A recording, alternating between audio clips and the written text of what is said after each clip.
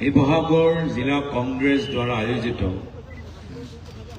সময় পৰিৱৰ্তনৰ এই পদযাত্ৰাত উপস্থিত থকা বিধায়িনী দলৰ দলপতি দেৱব্ৰত শইকীয়া ডাঙৰীয়া, বিধায়ক ভাস্কৰজ্যোতি বৰুৱা ডাঙৰীয়া, প্ৰদেশ কংগ্ৰেছৰ সাধাৰণ সম্পাদক সুব্ৰমিত্ৰ গগৈ ডাঙৰীয়া, জিলা কংগ্ৰেছৰ সভাপতি অজয় গগৈ ডাঙৰীয়া, উপস্থিত থকা প্ৰদেশ কংগ্ৰেছ, জিলা কংগ্ৰেছ, ব্লক কংগ্ৰেছ, NSY, যুৱ কংগ্ৰেছ, মহিলা কংগ্ৰেছ, য়াং ব্ৰিগেড, সেৱা দলৰ বিষয়ববীয়াসকল, সাংবাদিক বন্ধুসকল, দলৰ সতীৰ্থসকল, স্থানীয় ৰাইজ, আমাৰ আজিয়ে পদযাত্ৰাত অংশগ্ৰহণ কৰোঁতে যথেষ্ট পলম হ'ল। প্ৰায় 4 ঘণ্টা আমাৰ পলম হ'ল। তাৰ বাবে আমি সকলোৱে ক্ষমা বিচাৰিছোঁ। এটা দীঘলীয়া যাত্ৰা আজি দিনৰ 9:30 বজাত আমি আৰম্ভ কৰিলোঁ ডিমৌ টাউনৰ পৰা, আৰু এতিয়া শেষ কৰিছোঁ আমি শিৱসাগৰ নগৰৰ মাজত। আৰু য'তে গৈছোঁ দেখিছোঁ ৰাইজ হাঁহি মুখেৰে আমাক স্বাগতম জনাইছে, আমাৰ লগত ফটো তুলিছে, স্বতঃস্ফূৰ্তভাৱে ওলাই আহিছে। কাকো 200 টকা, 400 টকা, 500 টকা দিবলগীয়া হোৱা নাই। ৰাইজ নিজে আহিছে, আৰু এইটোৱে ইংগিত যে অসমৰ জনসাধাৰণে বিচাৰে অসমৰ ভিতৰত কংগ্ৰেছৰ নেতৃত্ব চৰকাৰ। আৰু আজি জনসাধাৰণে সুধিছে যে কংগ্ৰেছ চৰকাৰ আহিলে জুবিন দাই ন্যায় পাবনে? কিয় এই প্ৰশ্ন ৰাইজক সুধিবলগীয়া হৈছে?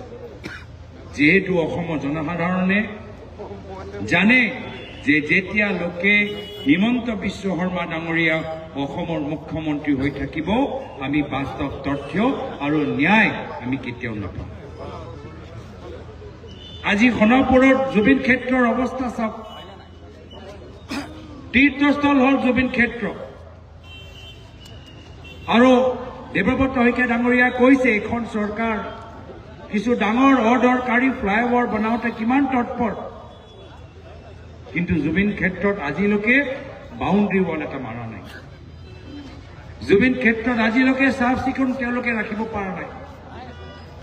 অনুৰাগীসকল, পৰিয়ালবৰ্গ নিজে গৈ চাফ চিকুণ কৰিবলগীয়া হৈছে। ইমান বিজেপি নেতাসকল আহিলে, তেওঁলোকৰ কেন্দ্ৰীয় সভাপতি আহিলে, প্ৰধানমন্ত্ৰী আহিলে, গৃহমন্ত্ৰী আহিলে, এজনো ব্যক্তি, এজনো নেতা জুবিন ক্ষেত্ৰলৈ যোৱা নাই। কিয়? প্ৰশ্ন সুধিব লাগিব। আমাৰ দলৰ নেতা ৰাহুল গান্ধী ডাঙৰীয়া জুবিন ক্ষেত্ৰলৈ গ'ল, আমাৰ নেত্ৰী প্ৰিয়ংকা গান্ধী ডাঙৰীয়ানী জুবিন ক্ষেত্ৰলৈ গ'ল, আৰু হিমন্ত বিশ্ব শৰ্মা ডাঙৰীয়া কৈছে যে যেতিয়ালৈকে নিৰ্বাচন শেষ নহয় মই নাযাওঁ। কিমান অহংকাৰ! আৰু নিশ্চয় মনৰ ভিতৰত কিবা এটা বিশেষ কথা তেওঁ লুকাই ৰাখি থৈছে। নিজে যে কৈছে সত্ৰীয়া, এই সত্ৰীয় সম্পৰ্কত নিশ্চয় তেওঁৰ মনত কিছু কথা আছে, যাৰ বাবে তেওঁ সাহস কৰা নাই জুবিন ক্ষেত্ৰত গৈ। আজি নিবিচাৰে যে জুবিন দাৰ সম্পৰ্কে আমি আলোচনা কৰোঁ। জুবিন দাৰ কথা নাপাতে এতিয়া। জুবিন দা আমাক শিকাই থৈ গ'ল যে কেনেদৰে আমি স্পষ্টবাদী হ'ব লাগে, অসমীয়া সংস্কৃতিৰ প্ৰতি গৌৰৱ অনুভৱ কৰিব লাগে, আৰু কাকো ভয় কৰিব নালাগে। কিন্তু হিমন্ত বিশ্ব শৰ্মা ডাঙৰীয়া মাত্ৰ ভয় আৰু ভাবুকি ৰাজনীতি জানে। তেওঁ নিবিচাৰে যে অসমৰ জনসাধাৰণ জুবিন দাৰ পৰা প্ৰেৰণা লৈ নিৰ্ভয় হওক। কিন্তু আমাৰ চেষ্টা যে জুবিন দাৰ আদৰ্শ সদায় আমাৰ মাজত থাকক। জুবিন দাৰ দৰে অসমীয়া সমাজ স্পষ্টবাদী হওক, যি সঁচা সঁচা, যি মিছা মিছা, যি ভাল ভাল, যি বেয়া বেয়া তাৰ পৰা সাহস কৰক, বাক স্বাধীনতা ঘূৰাই আনক। আজি মানুহবোৰ এইখন চৰকাৰক সমালোচনা কৰিবলৈ ভয় কৰে। এনেকুৱা দিন আহি গৈছে, বৰ্তমান চৰকাৰৰ মুখ্যমন্ত্ৰীজনক গুৱাহাটী হাইকোৰ্টৰ পৰা জাননী যায় যে আপোনালোকে আইন বিৰোধী কথাবোৰ কৈছে, ঘৃণামূলক কথাবোৰ কৈছে। জুবিন দাই ক'লে মোৰ কোনো ধৰ্ম নাই, মোৰ কোনো জাতি নাই, আৰু অসমৰ মুখ্যমন্ত্ৰী মাত্ৰ হিন্দু মুছলিমৰ ৰাজনীতি কৰিবলৈ বিচাৰে। আজি সেইকাৰণে অসমৰ ৰাইজে নিজে কৈছে যে হিমন্ত বিশ্ব শৰ্মা ডাঙৰীয়া অসমৰ মুখ্যমন্ত্ৰী হোৱাৰ যোগ্য ব্যক্তি নহয়। আজি তাৰিখত দুখীয়া মানুহৰ মাটি পট্টা বিচাৰে, আৰু এইখন চৰকাৰ বসুন্ধৰা 1, 2, 3 নামত দুখীয়া মানুহক মাটি পট্টা দিব পৰা নাই, কিন্তু মাটি খাজনা আগতকৈ বেছি ল'বলৈ আৰম্ভ কৰিছে। মাটিৰ প্ৰিমিয়াম আগতকৈ বেছি দিবলগীয়া হৈছে। ইয়াৰ আগতে বিভিন্ন মুখ্যমন্ত্ৰীসকলক অসমৰ জনসাধাৰণে ওচৰৰ পৰা লগ পাইছে, দেখা পাইছে। কেতিয়াও দেখা পোৱা নাই যে এটা বিশেষ ঘৰৰ ভিতৰত 12,000 বিঘা মাটি তেওঁলোকৰ পৰিয়ালৰ বিভিন্ন সদস্যৰ নামত নামজাৰি হৈ গৈছে। ইতিহাসত বীৰ লাচিতে কৈছিল যে দেশতকৈ মামা ডাঙৰ নহয়, আজিৰ তাৰিখত ৰাইজে কৈছে দেশতকৈ মামী ডাঙৰ নহয়। এইখিনি কথা আমি ৰাইজৰ মাজত লৈ যাবলৈ বিচাৰো, আৰু সেইকাৰণে এইখিনি কথা আমি ৰাইজৰ মাজত লৈ যাব নোৱাৰো। তাৰ বাবে হিমন্ত বিশ্ব শৰ্মা ডাঙৰীয়া বিভিন্ন সময়ত আমাৰ যাত্ৰাত বাধা দিবলৈ চেষ্টা কৰে, আৰু বিভিন্ন মানুহক লগাই দিছে আমাৰ মনোবল দুৰ্বল কৰিবলৈ। বিভিন্ন সময়ত মোৰ ওপৰত ব্যক্তিগতভাৱে আক্ৰমণ, ভুৱা অপপ্ৰচাৰ, ভুৱা অভিযোগ। কিন্তু মই হিমন্ত বিশ্ব শৰ্মা ডাঙৰীয়াক ক'বলৈ বিচাৰো যে মই প্ৰয়াত তৰুণ গগৈদেৱৰ পুত্ৰ, মই লাচিতৰ বংশ, কোনো হিমন্ত বিশ্ব শৰ্মাৰ পৰা মই ভয় নকৰো।